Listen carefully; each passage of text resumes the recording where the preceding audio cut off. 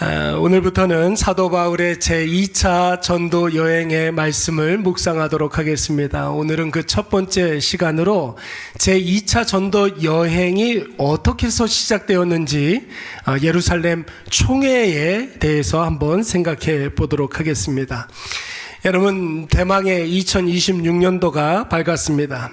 우리는 오늘 새해 첫 번째 주일 예배에 나왔고, 오늘부터 우리는 하나님께서 우리에 앞서 행하시며 우리 하나님께서 우리보다 먼저 가시며 행해 주시는 놀라운 역사와 부어주시는 은혜를 경험하게 될 줄로 믿습니다. 그러나 여러분, 우리가 한번 좀 생각해 볼 필요가 있어요. 뭐냐면은 하나님이 우리 앞서 가신다는 말은 어떤 의미도 있느냐면 하나님이 잠시 잠깐 우리를 멈춰 세울 때도 있다라는 것입니다. 그때 우리는 여러분 어떻게 해야 되겠습니까? 하나님께서 앞서 가시면 우리도 하나님 따라서 담대하게 하나님 따라 나서면 되는 거예요. 그런데 여러분, 하나님께서 우리에게 잠깐 좀 멈춰서라고 이야기하시면 빨간불 이렇게 켜두시고 잠깐 여기 멈춰서 꼼짝 말고 좀 있어 이렇게 이야기하실 때 여러분, 우리는 아무리 달려가고 싶어도 용기 있게 그 자리에 머물러 있어야 될 줄로 믿습니다.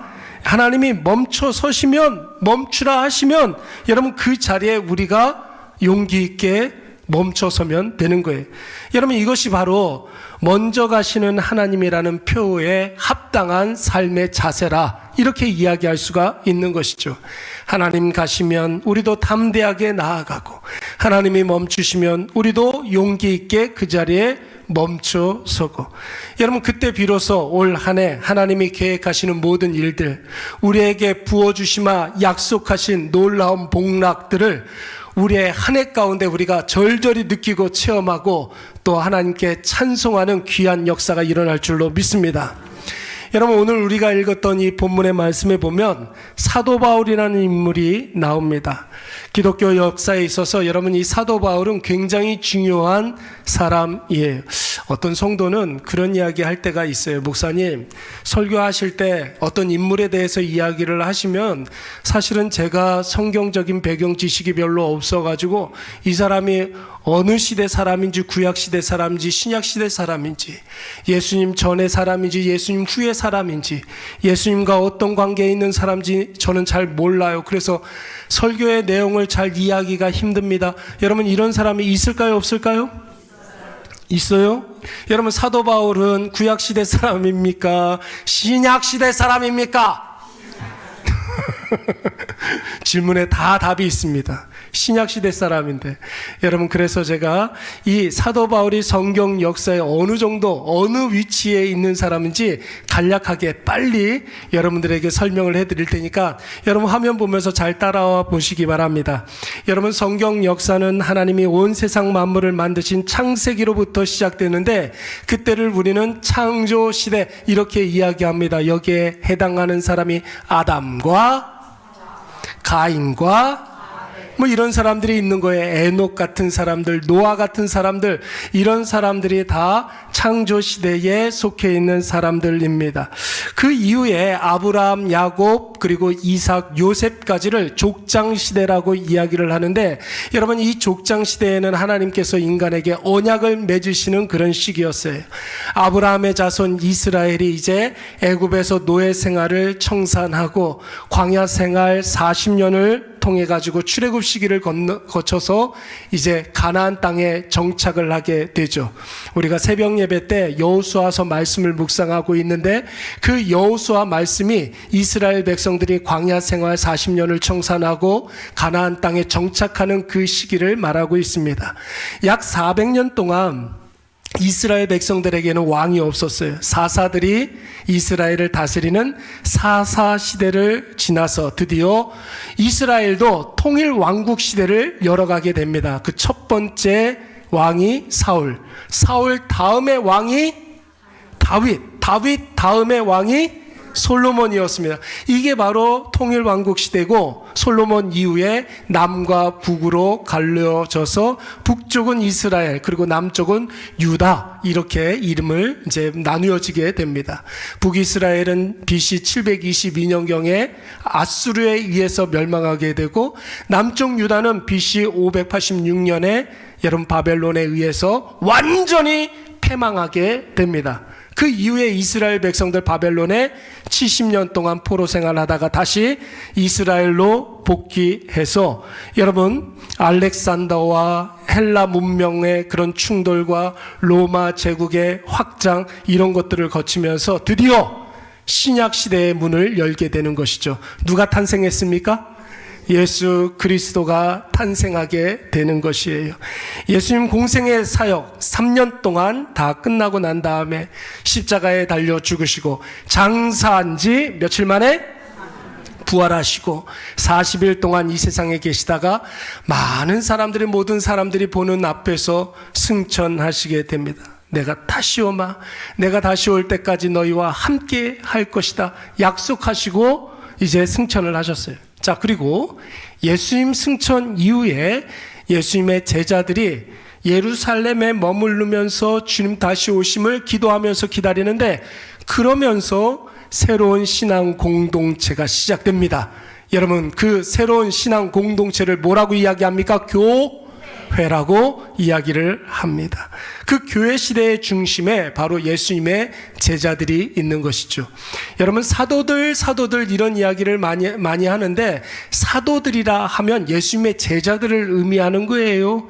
예수님의 말씀을 직접 듣고 예수님과 함께 공생의 사역을 동고동락을 했었던 사람들을 사도들이다 그렇게 이야기를 합니다. 사도들을 중심으로 해서 이제 교회 시대가 열어가게 되는데 예수님 이후에도 예수님을 믿고 크게 쓰임 받은 사람들이 있었으니 그 사람들이 바로 바울과 우리가 오늘부터 살펴보게 될 바울과 바나바 같은 사람들입니다. 여러분 바울은 원래부터 예수님을 잘 믿는 사람이 아니었습니다.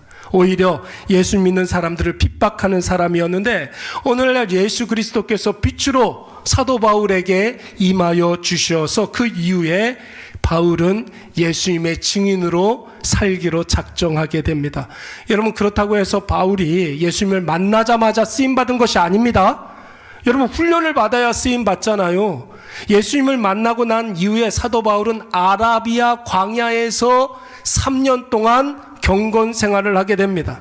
경건의 생활을 다 마치고 난 다음에 예루살렘으로 돌아와서 예루살렘에 교회가 있으니까 예루살렘 교회로 돌아와서 정식으로 교인 등록 카드를 쓰고 쓰임을 받으려고 했는데 거기서도 쓰임을 받지 못하게 됩니다. 그래서 사도들이 이 사도 바울을 고향으로 낙향시키게 되죠. 그의 고향 다소라는 지방으로 낙향시켜서 거기에서 무려 13년 동안 두문불출하면서 집거 생활을 하게 됩니다. 여러분 무려 아까 전에 아라비아 광야에서 3년 그리고 고향 땅 다소에서 13년 몇 년? 16년 동안 두문불출했던 사도 바울이 그 이후에 사도 바나바의 추천에 의해서 안디옥 교회의 목회자로 정식으로 부임하여서 쓰임받게 되는 것이죠. 그리고 자신이 사역했던 이 안디옥 교회에서 파송을 받아서 본격적으로 헬라 지방과 유럽 지방과 이런 데를 다니면서 전도를 하게 되는데 최종적으로 사도 바울이 어디에서 순교를 하게 됩니까? 로마에 가서 복음을 증거하다가 여러분 우리가 너무나 잘 아는 로마 황제 하면은 생각나는 사람 누가 있습니까? 두 자로 되어 있는 검은 고양이 네로 그 사람에 의해서 여러분 단두대 이슬로 참수용으로 순교를 하게 되는 거예요. 여러분 우리가 빠르게 성경 역사를 되짚어 봤는데 사실 기독교 신앙은 바울 이전까지는 지금의 이스라엘 지역 거기를 우리가 팔레스틴 지방이라고 이야기하는데 복음이 그 팔레스틴 지방에 갇혀 있었어요. 그러나 하나님께서 이 바울을 사용하셔서 예수와 복음이 전 세계에 전파되게 하신 것이죠. 오늘 누구에게까지? 나에게까지 하나님께서 이 바울을 통하여서 복음을 증거하게 되신 것입니다. 여러분, 창세기로부터 오늘 우리가 본문 말씀에 만나는 사도 바울까지 하나님이 거대한 구원 계획을 세워 놓으시고 그 계획에 따라서 하나님 쓰시는 인물들을 통해서 정확하고 치밀하게 여러분 구원의 역사를 이루신 줄로 믿습니다. 오늘 우리가 여기에 앉아가지고 하나님께 예배드리게 된 이유, 하나님께서 태초부터 우리를 선택하여 주셔서 치밀하고 정확하게 계획을 세워 놓으시고 오늘 그 놀라운 구원의 역사를 우리에게 보여주셨으니 여러분, 앞으로의 우리의 모든 삶도 하나님께서 계획하신 대로, 하나님께서 우리를 인도해 가시는 대로 놀라운 복락이 충만하게 될 줄로 믿습니다. 한번 보세요, 여러분. 누군가가 마음이 조급하여서 하나님보다 앞섰다면 여러분, 이 구원이 우리에게 올 수 있었을까요? 하나님보다 앞서는 자가 있었다면 여러분, 이 구원의 계획은 이루어지지가 못했을 거예요. 누군가가 하나님의 이끄심이 너무나 빠르다고 해서 안 간다고 못 간다고 어깃장을 놓는다 하여서 여러분, 하나님의 계획이 지장이 있습니까? 이루어지지 않습니까? 그런 게 아니죠, 여러분. 하나님께서는 하나님의 계획을 하나님의 방법으로 하나님께서 이루고자 하시는 그 목적지까지 여러분 반드시 이루어주시는 줄로 믿습니다. 하나님이 나보다 앞서 가신다는 말은 그래서 하나님에게는 다 계획이 있다라는 거예요. 하나님에게 뭐가 있다고요? 계획이 있어요. 날 향한 계획이 있어요. 나를 향한 2026년도에 계획이 있는데 그 계획을 하나님께서 다 이루어 주실 줄로 믿습니다. 믿음의 눈으로 보고 말씀의 눈으로 보면 그것이 보여요. 하나님의 계획이 어떻게 이루어지고 있는지를 볼 수 있습니다. 그런데 여러분, 육신의 눈으로 아무리 본다 할지라도 우리의 시선이, 우리의 몸의 방향이 세상에 가 있는데 하나님의 역사가 보일 리가 만무하겠죠. 여러분, 우리의 눈과 우리의 마음이 오직 하나님께만 향해 있으시기를 간절히 축원합니다. 그리고 그 계획에 맞춰서 우리의 순종과 우리의 헌신과 우리의 사명을 통하여 하나님이 이루어 가시는 그 놀라운 계획을 다 받아 누리시는 저와 여러분이 되시기를 간절히 축원합니다. 올 한 해도 그래서 여러분, 신묘막측한 하나님의 섭리와 다스림 가운데 우리가 서 있기 때문에 하나님 앞서 가시면 여러분, 두말하지 말고 담대하게 여러분 하나님 따라 나서시기 바랍니다. 하나님 잠시 멈추시면 우리 어떻게 해야 되겠습니까? 마음을 좀 잠깐 이렇게 진정시키고 용기 있게 아무리 달려가고 싶다 할지라도 그 자리에서 멈춰 서시기 바랍니다. 앞서가시는 하나님 따라 설 때 서고 갈 때 가면 반드시 그 모든 일들을 통해서 하나님의 은혜가 느껴지고 체험되어지며 여러분, 2026년도에 12월 달이 올까요? 안 올까요? 2026년도에 12월 달이 반드시 옵니다. 생각보다 빨리 오는데 작년보다 훨씬 더 빨리 갈 거예요, 아마. 틀림없습니다. 그때 여러분, 송구영신 예배 때, 올해 2026년도 송구영신 예배 때 나의 삶에 하나님의 은혜가 충만했노라고 감사하고 기뻐하며 하나님께 두 손 들어 찬송하게 될 줄로 믿습니다. 바울과 바나바가 제1차 전도 여행을 마치고 이제 안디옥으로 돌아왔을 때 안디옥의 많은 성도들이 이 두 사람을 기쁨으로 환대했습니다. 근데 여러분, 바울이 안디옥 교회 분위기를 이렇게 가만히 이렇게 들여다보니까 조금 이상한 거예요. 제1차 전도 여행이 한 1년 8개월 정도 걸렸거든요. 1년 8개월 정도 이 안디옥 교회를 비워놨는데 1년 8개월 지나고 난 다음에 다시 돌아오니까 교회 분위기가 좀 이상한 거예요. 안디옥 교회에서 사도 바울과 바나바를 잘 따르는 성도들이 이상하게 눈치를 보면서 슬금슬금 피하기도 하고, 전에 볼 수 없었던 어떤 사람들이 이렇게 있는데 그 사람들이 바울과 바나바를 조금 이렇게 경계하는 것 같은 그런 분위기가 느껴지는 거예요. 그래서 여러분, 바울이 좀 이렇게 사람들에게 물어보기도 하고 알아보니까 아니 글쎄, 안디옥 교회에 이상한 사상이 돌고 있는 거예요. 사도 바울이 가르쳐준 사상이 아니라, 복음이 아니라 율법주의적 어떤 그런 사상이 막 이렇게 돌고 있는 거예요. 구원은 믿음으로 받는 것이 아니라 할례를 받아야지만 구원을 받는다. 이런 어떤 사상들이 막 이렇게 사람들이 서로 이야기를 하고 있는 거죠. 이런 어처구니 없는 사상이 왜 들어왔나 조사를 해보니까 사도 바울과 바나바가 잠시 잠깐 안디옥 교회를 비운 사이에 예루살렘에서 어떤 유대인들이 안디옥으로 와가지고 안디옥 교회에 슬그머니 들어와서 안디옥 교회 성도들에게 구원은 믿음으로 받는 게 아니야. 구원은 은혜로 받는 것이 아니야. 할례를 받아야지만, 육체의 표식이 있어야지만, 율법을 잘 지켜야지만 구원을 받을 수 있어. 이렇게 가르치고 전했던 것입니다. 여러분, 이 얼마나 통탄할 일입니까? 여러분, 바울과 바나바에게 있어서 안디옥 교회는 복음으로 낳은 여러분 바울의 자식과도 같은 그런 교회였습니다. 마음을 다해서 깊이 사랑하고 목숨을 다해서 섬겼던 그런 교회예요. 그런데 지금 바울과 바나바가 전도 여행으로 밖에 잠깐 나가 있는 사이에 예루살렘의 율법주의자들에 의해서 복음이 아닌 가짜 진리가, 여러분 오직 예수, 오직 은혜가 아닌 이단 사상으로 이 안디옥 교회가 쪼개질 위기에 처해 있는 것입니다. 근데 여러분, 더 어처구니가 없는 게 뭔지 아십니까? 더 어이가 없는 일이 뭐냐면은 우리 2절 말씀 다 같이 한번 읽어보도록 하겠습니다. 우리 2절입니다. 시작. 바울 및 바나바와 그들 사이에 적지 아니한 다툼과 변론이 일어난지라. 형제들이 이 문제에 대하여 바울과 바나바와 및 그 중에 몇 사람을 예루살렘에 있는 사도와 장로들에게 보내기로 작정하니라. 안디옥 교회 목회자들이었던 사도 바울이 그게 아니야. 구원은 오직 믿음으로 받는 거야. 예수 그리스도의 십자가 그 은혜로 말미암아 구원을 받는 거야. 이렇게 이야기를 하면 성도들이 어떻게 해야 되겠습니까? 아멘 해야죠. 아멘 하면서 순종할 줄 알았는데 그랬으면 얼마나 좋겠습니까? 근데 여러분, 안디옥 교회 성도들이 사도 바울의 그런 가르침에 대해서 뭐라고 이야기를 합니까? 너희들도 못 믿겠다는 거예요. 너희들 말이 정말 참말이라고 한다면 예루살렘에 있는 예수님의 제자들, 아까 전에 예수님의 제자들을 뭐라고 그랬습니까? 사도라고 이야기했죠.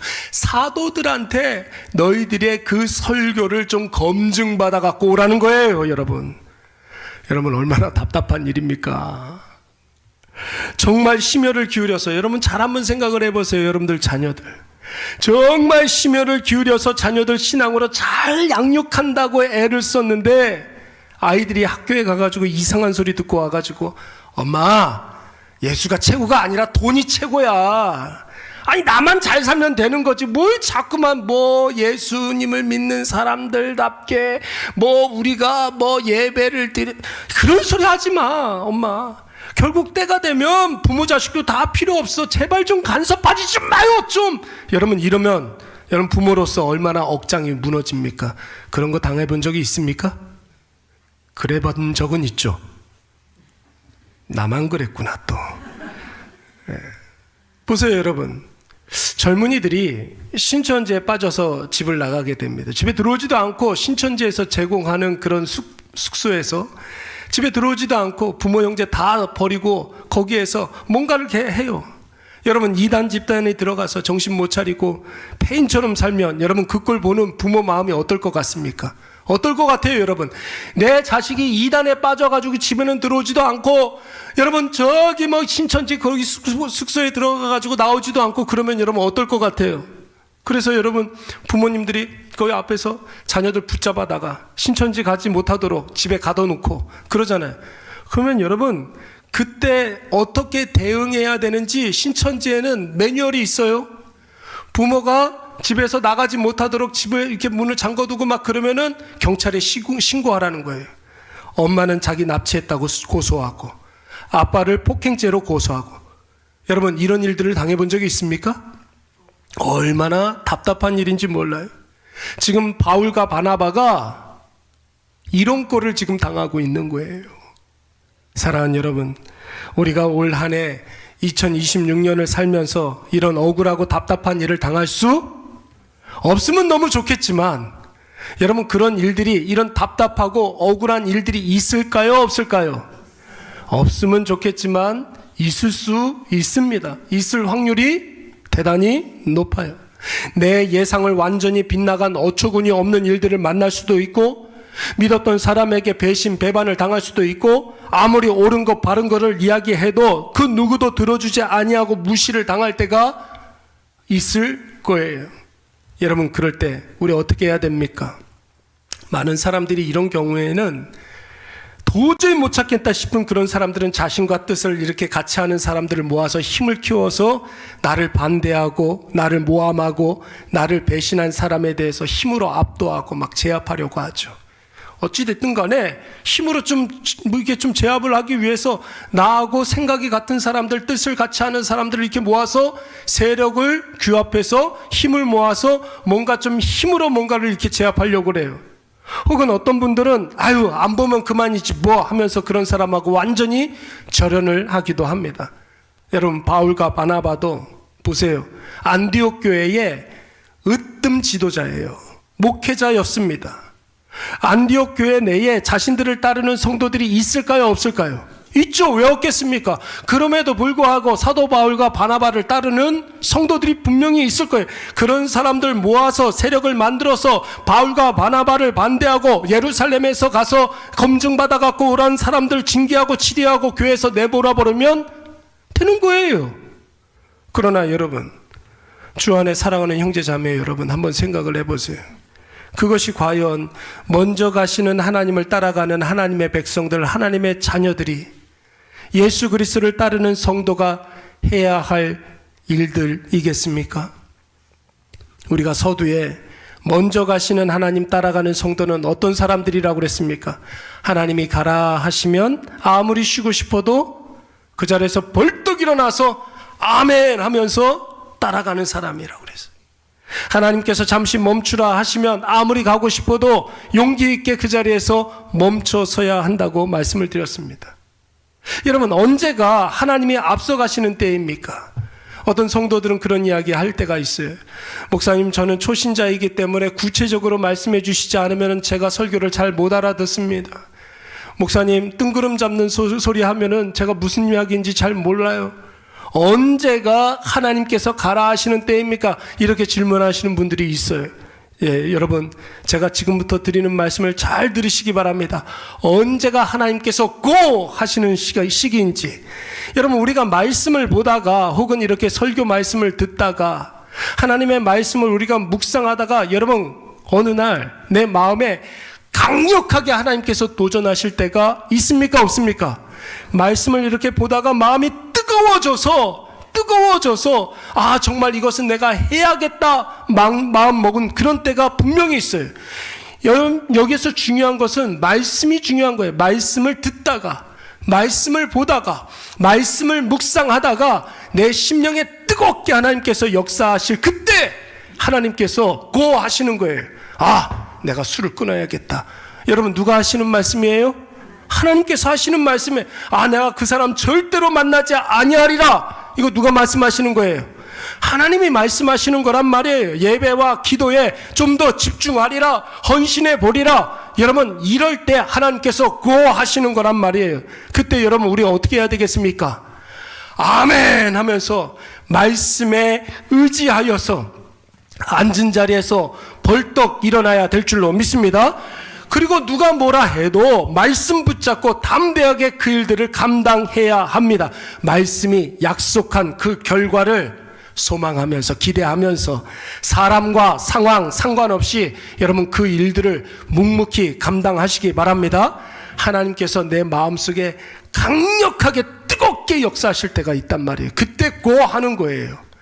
여러분, 그렇다면 반대로 하나님께서 잠깐 멈춰서라 이렇게 이야기할 때는 또 언제인가요? 내 생각에 여러분 보세요. 당연하게 생각했던 일들이 늘 그대로에 됐던 일들이 어처구니 없이 이렇게 좀 멈춰서게 되었을 때, 여러분 그럴 때가 있어요. 내가 계획한 대로 일이 착착 진행되어야 하고 내가 노력한 대로 결과가 나와야 하는데 전혀 내 예상과는 다른 결과가 나타날 때 하나님께서 우리에게 말씀의 신호등, 무슨 색? 빨간색을 켜두시는 거예요. 그때 여러분 우리는 더 이상 내 계획, 내 예상, 특히 내 감정, 내 기분, 내 노력 이거 멈추어서고 하나님께서 여기 잠깐만 기다려, 여기 잠깐 멈춰 서 있어 하시면은 그 자리에서 딱 다른 데 가지 말고 다른 데 시선 두지 말고 거기에 머물러 있어야 될 줄로 믿습니다. 그리고 말씀으로 돌아가는 거예요. 하나님께서 연초에 우리에게 주시는 말씀이 있잖아요. 그렇죠? 하나님께서 우리에게 주시는 말씀이 있단 말이에요. 그 말씀을 여러분 깊이 묵상해 보는 것이고, 또 지난주에 내가 정말로 은혜롭게 말씀을 들었던 목사님 설교 다시 한번 묵상해 보는 거고, 오늘 아침 매일마다 이렇게 큐티 하시는 분들이 있어요. 그 큐티의 말씀을 다시 한번 나의 지금 이 상황과 접목해서 한번 묵상해 보는 거예요. 그리고 그 말씀을 깊이 묵상하면서 말씀이 움직이라 할 때까지, 말씀이 가자고 할 때까지 그 자리에서 꼼짝하면 안 되는 것입니다. 그러니까 말씀 없이는 여러분 가고 서는 그 사인을 우리가 볼 수가 없는 거죠. 그래서 여러분 성경 말씀은 우리 인생의 신호등인 줄로 믿습니다. 초록불 켜지면 가는 거예요. 뜨겁게 하나님께서 역사하실 때가 있어요. 빨간불 켜지면 절대로 가면 안 되는 거예요. 사고 나는 거예요, 여러분. 사도 바울을 한번 보십시오. 그동안 안디옥 교회는 안디옥 교회 모든 성도들 다 자기 편인 줄 알았어요. 자신이 가르쳐준 대로 복음을 확신하고 자신이 증거한 말씀대로 믿음으로 승리할 줄 알았습니다. 그런데 여러분 사도 바울의 예상과는 다르게 여러분 어떻습니까? 성도들이 두 눈 부릅뜨고 막 이렇게 대들기 시작하는 거예요. 그 말이 뭐 자기 말만 맞느냐고, 삿대질을 해가면서 멱살, 어떤 사람 멱살 잡으면서 무슨 뭐 구원이 네 말대로만 되냐 막 이러면서 그러는 거예요. 여러분, 그리고 자기도 사도 바울도 자기도 사울인데, 자기도 사도인데 나도 사도이잖아요. 근데 예루살렘에 가 있는 사도들에게 검증받아 갖고 오라고 하니 여러분 자존심이 상하겠습니까? 안 상하겠습니까? 많이 상하겠죠. 얼마나 통탄할 일입니까? 그러나 여러분 사도 바울은 이것을 하나님이 주시는 빨간불이라고 생각했습니다. 그래서 더 이상 자기 방법, 자기 감정, 자기 노력, 자기 판단 앞세우지 아니하고, 우리 따라서 한번 해보겠습니다. 이것도 하나님의 뜻이다. 이것도 하나님의 뜻이다 생각하고 이제 예루살렘으로 길을 떠나게 됩니다. 3절 말씀에 보면은 그들이 전송을 받고 예루살렘으로 떠났다고 그랬어요. 아마 사도 바울도 말씀에 묵상하면서 자기 감정을 다 내려놓았을 거예요. 아마 사도 바울이 묵상했던 말씀이 뭐였을까 생각을 해보니까 예수님께서 겟세마네 동산에서 하나님 앞에 간절한 마음으로 정말로 땀방울이 핏방울이 될 정도로 기도했던 내용들, 주님 나의 뜻대로 하지 마시고 아버지 뜻대로 하옵소서. 아버지, 이 기도에 이 말씀을 묵상했을 거예요. 예수님도 나의 원대로 하지 마시고 아버지의 원대로 하시옵소서 이렇게 기도했으니 나도 이러한 마음으로 예루살렘으로 가야겠다 이런 생각을 했을 거예요. 또 여러분 화가 납니까? 안 납니까? 화 나요? 안 나요? 얼마나 화가 나겠습니까? 그래서 잠언 말씀을 펴든 거죠. 노하기를 더디하는 사람은 뭐보다 낫고? 용사보다 낫고 마음을 다스리는 자는 성을 빼앗는 사람보다 낫다. 내 이 모든 분노를 예수 그리스도로 말미암아 다 잠잠케 해야지. 뿐만 아니라 사도 바울이 골로새 성도들에게 편지했던 내용들, 자기가 자기 입으로 했던 그런 이야기들을 다시 한번 되짚어 보았을 거예요. 그리스도의 평강이 너희 마음을 주장하게 하라. 너희는 평강을 위하여 한 몸으로 부르심을 받았나니 너희는 또한 감사하는 자가 그래 내가 감사하면서 이 길을 떠나야겠다 라고 생각하고 안디옥 교회에서 예루살렘으로 길을 떠나기 시작했습니다. 근데 여러분 보세요. 바울이 자존심도 상하고 화도 나고 이해도 안 되고 억울하기도 하지만 하나님 말씀에 의지해서 잠깐 그 빨간불 보고 멈춰 섰을 때 여러분 어떤 일이 벌어집니까? 3절 말씀 한번 우리 다 같이 한번 읽어보도록 하겠습니다. 시작. 그들이 교회에 전송을 받고 베네게와 사마리아로 다니며 이방인들이 주께 돌아온 일을 말하여 형제들을 다 크게 기쁘게 하더라. 아멘. 여러분, 안디옥에서 예루살렘으로 가는 길은 한 500km 정도 떨어져 있습니다.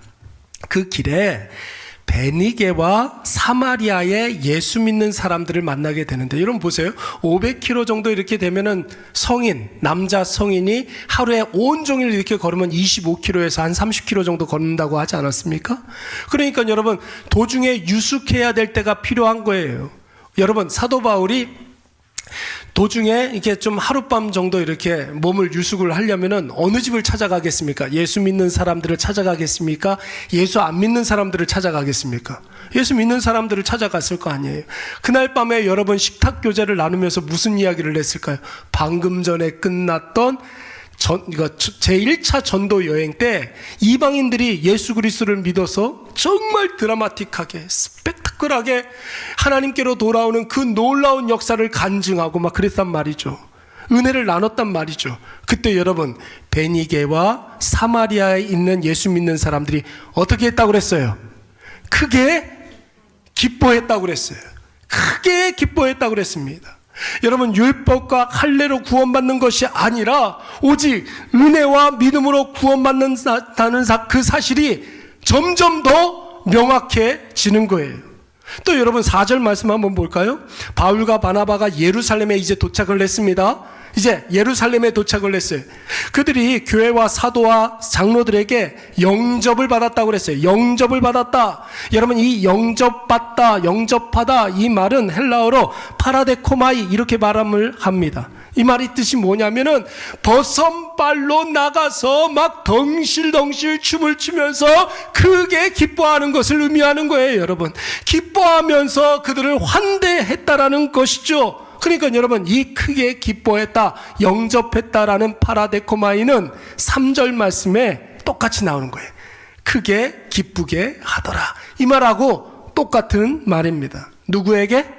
교회와 장로들과 사도들과 장로들에게. 여러분, 예루살렘 교회에 있는 사도들, 예루살렘 교회에 있는 장로들은 사도 바울을 별로 좋아하지 않았어요. 여러분, 사도 바울을 어떻게 보면은 아직도 미심적인 그런 눈으로 바라봤습니다. 여러분, 그도 그럴 것이, 사도 바울 원래 어떤 사람이었어요? 예수 믿기 전까지는 예루살렘의 아주 유명한 예수 킬러였어요. 예수 믿는 사람들 다 붙잡아다가 체포하고 고문하고 그런 사람이었단 말이에요. 교회를 무너뜨리고 부수고 파괴하는데 사도 바울 제일 1인자였습니다. 예수를 죽인 유대교회에서 바울이 이렇게 적극적으로 예수쟁이 잡는데 나서니까 아예 그냥 살인 면허를 줬어요. 너는 앞으로 예수 믿는 사람 죽여도 괜찮아 할 정도로 얼마나 열심을 품은 사람인지 모릅니다. 여러분, 이런 바울이 어느 날 예수를 믿는다고 하니까 여러분, 바울을 믿어주는 사람이 있겠습니까? 없겠습니까?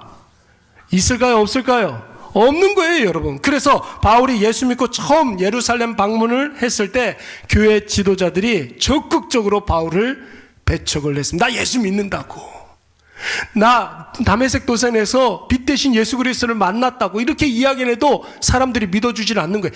그래서 아까 전에 제가 뭐라고 그랬습니까? 예루살렘에서 정식 교인으로 등록하고 난 이후에 고향 땅 다소로 가서 몇 년 동안? 13년 동안 집거 생활을 하게 되는 거예요. 아무도 사도 바울을 믿어주지 않았으니까. 그리고 두 번째 예루살렘 교회를 방문한 적이 있었습니다. 그때는 안디옥 교회에서 목회를 하던 때였어요. 이제 아예 목사로 목회를 하던 때였는데 예루살렘에 큰 지진이 나가지고 예루살렘 교회 성도들이 굉장히 가난하고 핍절하고 힘들었던 그런 적이 있었어요. 그래서 여러분, 사도 바울이 안디옥 교회에서 구제헌금을 이렇게 걷었습니다. 구제헌금을 걷어가지고 이 돈을 가지고 어디로 갔어요? 예루살렘 교회를 방문했어요. 이번에 방문했던 때가 두 번째 방문했어요. 이번에는 여러분, 안디옥 교회에서 안디옥 교회 성도들이 십시일반 구제헌금 했던 그 헌금을 가지고 예루살렘 교회 성도들 돕겠다고 간 거예요. 그런데도 불구하고 사도 바울에게 반응이 냉랭했습니다. 예루살렘 교회 성도들이 자기를 싫어한다라는 것을 사도 바울이 알았을까요? 몰랐을까요? 알았어요, 여러분. 그러니까 여러분 얼마나 걱정이 되겠습니까? 이런 상황에서 복음에 그걸 검증을 받아 갖고 오라고 하니, 내가 하는 말이 아무리 옳다 할지라도 예루살렘 사람들이 나를 싫어한다면 나 때문에 복음의 장애물이 되는 것은 아닌가. 여러분 이런 걱정을 할 수 있었잖아요. 그런데 여러분 바울의 예상과는 다르게 어땠습니까? 오히려 예루살렘 교회의 사도와 장로들과 지도자들이 바울을 어떻게 했어요? 크게 기뻐하면서 그들을 영접해주고 환대해주고 대대적으로 축하해줬어요. 여러분 얼마나 놀랄 노자입니까? 여러분 그리고 이 일로 인해서 결국 우리가 다음 시간에 살펴보겠지만 이방인 구원에 대한 확실한 교회의 입장을 정리해 볼 필요가 있었어요. 그래서 여러분 교회 역사상 최초의 총회가 열리게 되는데 바로 이 회의에서 이방인 구원을 확정하게 됩니다. 어떤 누구도 이방인이 예수 그리스도를 믿어서 하나님께로 돌아올 때에 그 어떤 누구에게도 할례를 강요할 수 없다. 율법을 강요할 수 없다. 여러분 엄하게 명령을 내린 줄로 믿습니다. 사랑하는 여러분, 하나님께서 우리에게 빨간불을 보여주실 때가 있어요. 우리를 아무것도 하지 못하도록 그 자리에 꼼짝 마라 할 때가 여러분 있습니다. 여러분 보세요. 우리 아이를 이렇게 키우다가 그런 적 있잖아요. 여기 엄마 올 때까지 꼭 기다려. 여기 있어야 돼. 이럴 때 있어요, 없어요? 여러분 아이가 꼼짝없이 기다리고 있을 때 엄마는 뭐예요? 아이를 위해서 뭔가를 해결을 하잖아요. 엄마도 같이 쉬어요? 엄마도 아무것도 안 합니까? 아니에요, 여러분. 하나님께서 우리에게 빨간불 켜고 여기 잠깐 기다려 하실 때는 하나님께서 하나님만이 하실 수 있는 그 일을 하시는 거예요, 여러분.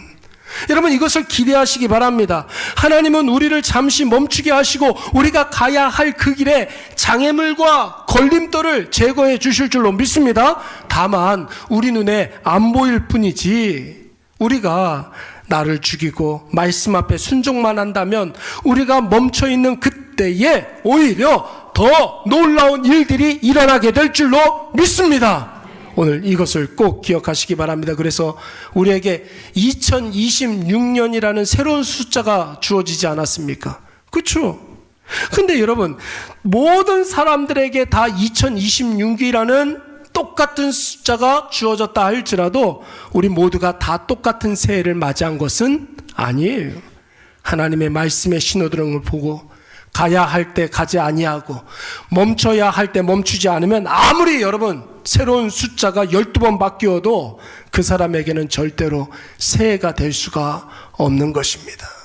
오늘 이것을 꼭 기억하셔서 하나님 나보다 먼저 가면서 가자 하면 여러분 우리 어떻게 해야 되겠습니까? 아멘 하면서 담대하게 여러분 길을 따라 나서시기 바랍니다. 잠깐 멈추자 하시면 그때도 아멘 하면서 용기 있게 그 자리에 멈춰 서서 하나님께서 우리에게 다시 가자고 할 때까지 기다리시기 바랍니다.